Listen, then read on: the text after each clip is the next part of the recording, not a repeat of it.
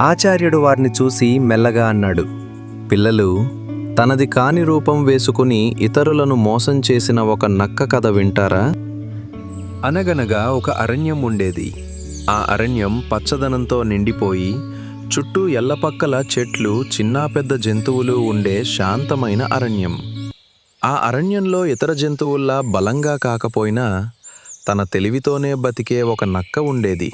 అది కొంచెం భయపడే స్వభావం కలది.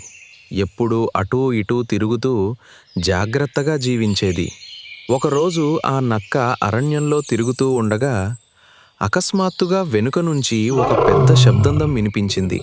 ఆ శబ్దంతో నక్క భయపడి చుట్టూ చూసి దాక్కోవడానికి చోటు వెతుకుతూ తప్పించుకోవాలనే తొందరలో ఏమీ ఆలోచించకుండా డ్రమ్లోకి దూకింది. కొద్దిసేపటికి అంతా నిశ్శబ్దంగా మారింది. నక్క మెల్లగా బయటికి వచ్చి తనను తానే చూసుకుంది. అప్పుడే దానికి ఆశ్చర్యం వేసింది. దాని శరీరం మొత్తం నీలిరంగులో మారిపోయింది. నక్క కొద్దిసేపు ఆలోచించి లోపల ఇలా అనుకుంది, ఇలా ఉంటే నన్నెవరూ గుర్తించలేరు. బహుశా ఇది నాకు ఉపయోగపడవచ్చు. ఆ నీలి నక్క మళ్ళీ అరణ్యంలోకి వెళ్ళింది. దాన్ని చూసిన జంతువులన్నీ ఇంతకుముందు ఎప్పుడూ చూడని రంగు కావడంతో ఆశ్చర్యపోయాయి. నక్క గంభీరంగా మాట్లాడుతూ తనను తాను గొప్పదిగా చూపిస్తూ ఇలా చెప్పింది, నేను ఈ అరణ్యానికి వచ్చిన ప్రత్యేక జంతువిని. ఆ మాటలు విన్న జంతువులు భయంతో నక్క మాటలను నమ్మాయి. దానికి గౌరవం చూపించాయి, ఆహారం తెచ్చిపెట్టాయి. నక్క తన బలహీనతను దాచుకోవటానికి ఈ మోసాన్ని కొనసాగించింది.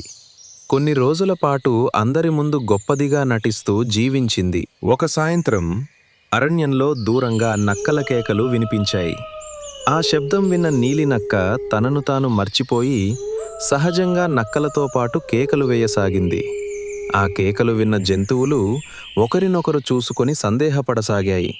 ఇది నిజంగా ప్రత్యేక జంతువేనా అని అనుకోవడం మొదలుపెట్టాయి. అదే సమయంలో ఆకాశం మబ్బులతో నిండిపోయి మెల్లగా వర్షం పడటం మొదలైంది. వర్షపు నీటితో నీలిరంగు మెల్లగా కరుగుతూ నక్క అసలు రూపం బయటపడింది. అప్పుడే అన్ని జంతువులకు నిజం పూర్తిగా అర్థమైంది. ఇది నక్కే అని తెలుసుకున్నాయి. మోసం బయటపడటంతో జంతువులన్నీ ఆ నీలి నక్కను అరణ్యం నుంచి తరిమేశాయి. తన తప్పు తెలుసుకున్న నక్క తల వంచుకుని అక్కడ్నుంచి వెళ్ళిపోయింది. పిల్లలు, తనది కాని రూపం వేసుకుని ఇతరులను మోసం చేయకూడదు.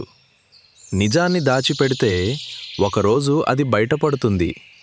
నిజాయితీతో ఉండడమే ఎప్పుడూ మంచిది అని చెప్పి ఆచార్యుడు కథను ముగించాడు.